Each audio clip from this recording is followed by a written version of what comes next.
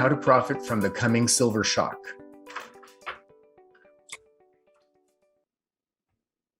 So silver is both a monetary and industrial metal.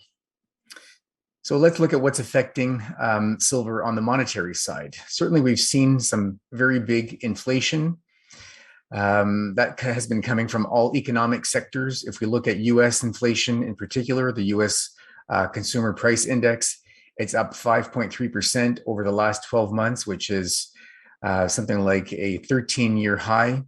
The last 3 months have been strong. July, June especially was the largest 1 month change since 2008.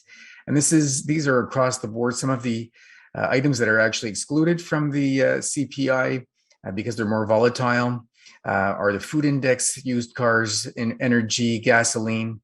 Food was up 3.7%, used cars an astounding 32%. The energy index, 25%, and gasoline, 42.7% in the past year alone. But we have ideal conditions for both of silver's demand drivers as an inflation hedge and for its industrial demand. We can see with the chart on the left that 5-year forward inflation expectation rate has been soaring since bottoming last year in March. The consumer price index, which we just talked about, has been accelerating in the last several months. And commodities are breaking out. We know, again, looking at the chart here on the left, we know that commodities track very closely with inflation expectations, and they have certainly been rising nearly in lockstep with the rising inflation expectations. Prices from producers have also been breaking out. These are the raw materials that producers require to manufacture things. And as you can see from the chart on the right, and in the last several months, we've seen a clear breakout that is at multi-decade high. Commodities are cheap, and they've been also breaking out. We can see here on the far right, the CRB index has broken out and is at about a 6-year high. So what's driving all of this? In part, the global green revolution. 3 or 4 centuries back, we have the first industrial revolution led by the steam engine and mechanization. Then we had the second industrial revolution, that was mass production and assembly lines. We had power from fossil fuels. The third revolution was automation and computing, which was in the 1900s, powered by nuclear and fossil. And now we're in the fourth industrial revolution that's all about networks and interconnectivity. We're in a transition to clean energy, and that's been driven by globally coordinated efforts that are driven by economics and social factors. Silver supply has certainly been very much challenged. The silver mine supply actually peaked in 2015. It's been declining every year since then, very much steadily. It certainly got worse last year because of COVID shutdowns. It's been industry and countrywide. It's been falling across the world's 10 largest silver producing countries. We see that in the 3 largest being Mexico, Peru, and China. So really none of the largest silver producers have escaped declining mine supply. We do know as well that less than 30% of silver comes from what we call primary silver mines. So in fact, 73% of all silver produced is actually a byproduct of producing other metals like gold, lead, zinc, and copper. So what that means is the silver supply is actually quite inelastic. If silver prices rise, the miners that produce it, especially as a byproduct, are less driven to try and produce more silver simply because they view the silver that they produce as simply a smaller byproduct and less relevant to their revenue stream. So low supply and growing demand is likely to lead to even higher prices. We look at silver demand last year, which in this case, we exclude ETFs. Industrial demand represents a little over half of silver demand. If you look at physical investment, silverware and jewelry, you're up to nearly the other half of about around 43 to 45%. And 22% of that is from physical investment. What we've seen, however, is that physical investment has been, demand for physical investment has been exploding. Since 2020, global ETF holdings are up massively. We're over 1 billion ounces in physical silver ETFs, which is equal to more than an entire year's supply of silver. The ETF demand last year was up 298% from the prior year, which was at 83 million ounces, and jumped to 331 million ounces in 2020. Physical silver still has extremely high premiums, which are in the order of 40 to 45%, which is about 3 times normal levels. This is a chart that I put together myself. So what I did was I decided to include ETF demand along with physical investment demand. And that changes things actually quite a bit. It pushes industrial demand to 40% and physical demand to about 43%. So where they're nearly equal. And if we were to include ETF demand in last year's overall total demand, then silver demand actually, silver supply would have been in a net deficit position of 250 million ounces, or nearly 25%. An interesting thing to consider is that while the gold silver ratio is in the 70 to 77% level right now, actually silver is only being mined at about 7 ounces to 1 ounce of gold. And so silver certainly should be a lot higher in terms of price. Silver has many industrial applications. Solar panels actually soak up about 10% of the annual silver supply. That's 100 million ounces a year. Automobiles, we're seeing growth in EVs over industrial combustion engines. And we certainly expect demand to keep rising from there. We're currently around 60 million ounces a year, and that should rise to about 90 million ounces. So close to what solar panels are currently demanding, and this within just the next 4 years. Electronics, we see printed and flexible electronics increasing demand from about 48 million ounces currently to about 74 million ounces by 2030. So all of these parts of the pie are really actually growing and are likely to continue pushing silver demand up and likely to continue an ongoing deficit. Medicine is a big part of silver demand as well. It's got some very interesting characteristics where it's known as a bacteria killer. It limits infections. It's embedded in medical equipment, and silver nanoparticles, for example, are used in things like cornea replacements and contact lenses.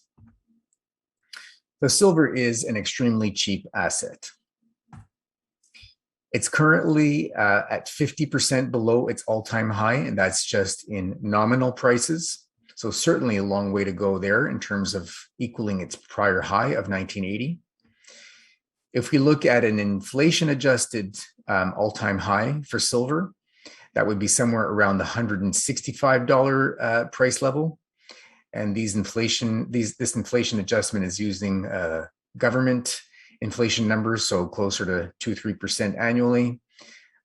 So that's actually quite conservative. If we look at what silver invested in 1970 would be equal to today, we're looking at about $16 given its current price. At $1 invested in gold back in 1970 would be at $50 at its current price. So there's certainly a lot of room for silver to make up on that basis. You look at silver versus stocks. So if we use the S&P 500 ratio, the broader stock market index, back in 1980, silver versus the S&P was at 0.445 at its peak, and it's currently down near 0.007. And that's about 98% below its 1980 peak. So on that basis, silver versus the broader stock market has a long way to go to match its 1980 high. Silver is the only metal that is actually still priced below its 1980 high. We have all sorts of comparisons here of base and precious and platinum group metals. The lowest is actually tin, that is up about 70% above its 1980 high. The bulk of these are easily triple digits above their 1980 high, and so silver still being at least 40 to 50% below its 1980 high, again, suggests lots of room to move higher. And that's certainly what we expect. The 1970s bull market in silver produced a 37 times return, 3,600% return. The 2000s bull produced a nearly 11 times return in the silver price. So we certainly expect a similar kind of bull run this time around. Give you some idea of what silver stocks can do versus the price of silver. In early 2016, silver prices were up over about 6 to 7 month period, January to August, by about 48%. And if we use the SIL silver ETF, which is a basket of larger silver stocks, that was up 240%, and so offered a 5 times leverage over the silver price. Looking back to March of last year, when precious metals prices and silver stocks and gold stocks bottomed, we started to see around the July-August time period an outperformance of silver stocks versus gold stocks. These are currently up about 101% if we look at the SIL ETF, whereas gold stocks are up about 61%. So we've seen silver stocks have started to outperform gold stocks.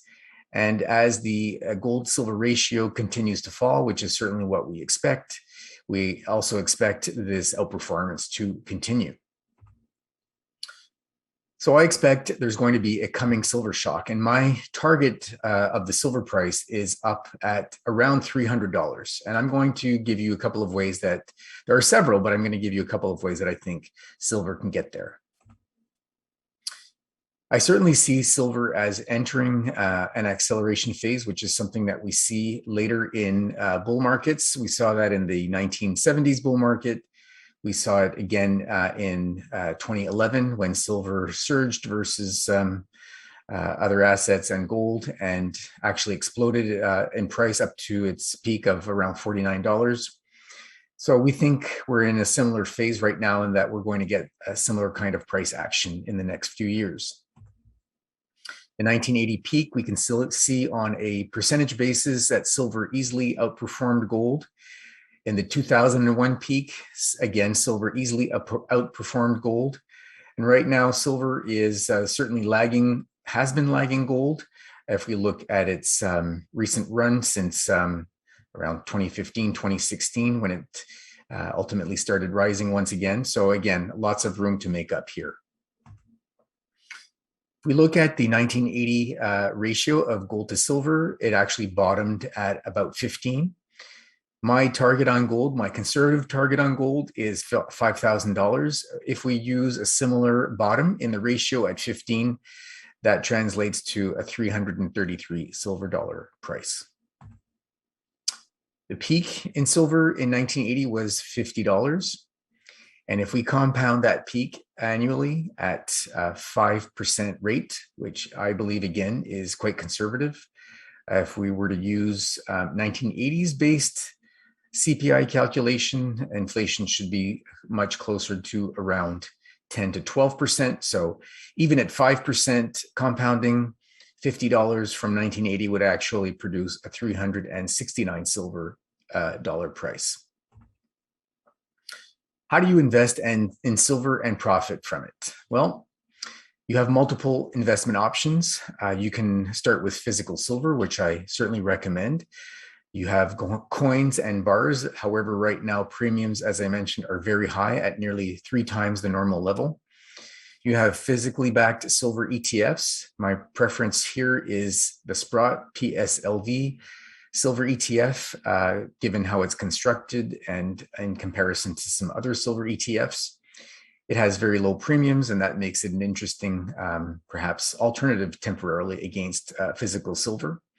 From there, you have silver miner ETFs, you have royalty and streaming companies, larger producers, growing producers, developers, and junior explorers. So how do I vet my silver investments? I have multiple criteria, but my three sort of main filters are management. I look for naturally some experience, very good experience on the management side, a lot of depth and prior successes. If I'm looking at an exploration company, I need to see that the management has access to great knowledge resources. Grade certainly higher is better. If we're looking at a company that has a resource, I aim for around 50% or higher for silver content on its main project. If we're looking at a silver producer, I look for revenues that are around 50% or higher silver production silver revenues from production. In terms of location, safer is better, once again, naturally, and I favor North America, Canada, the US, and Mexico, some parts of Australia and parts of Europe. South America overall, some is okay, and tend to avoid many areas there. I suggest to be early and be right. Some crucial factors in investing in silver are identify the bull market as early as possible. Consider that silver is still 50% below its all-time high. I suggest to hold on through corrections and maximize your profits. Silver is certainly a volatile asset. If you expect it and know that, then you will find it easier to sit through drawdowns and corrections. And consider too that you don't have to pick necessarily all of the biggest winners. The rising tide will lift all boats. So even some of the maybe more mediocre or average silver stocks should certainly turn out very well in this silver bull market. Silver Stock Investor is a silver-focused newsletter. It's all about what I buy and sell with my money. It's unbiased research. We take no compensation from the companies that we write up. It covers the full risk spectrum, everything from the silver ETFs and large producers to royalties, growing producers, developers, and junior silver explorers. It's aimed at everyone from new to experienced investors, and I cover everything from low to higher risk stocks in this newsletter. It's published by Resource Maven. We are independent and supported by subscribers only. We never take money from the companies for coverage. And as a precious metals expert, I regularly contribute to some of the media outlets that you see noted here.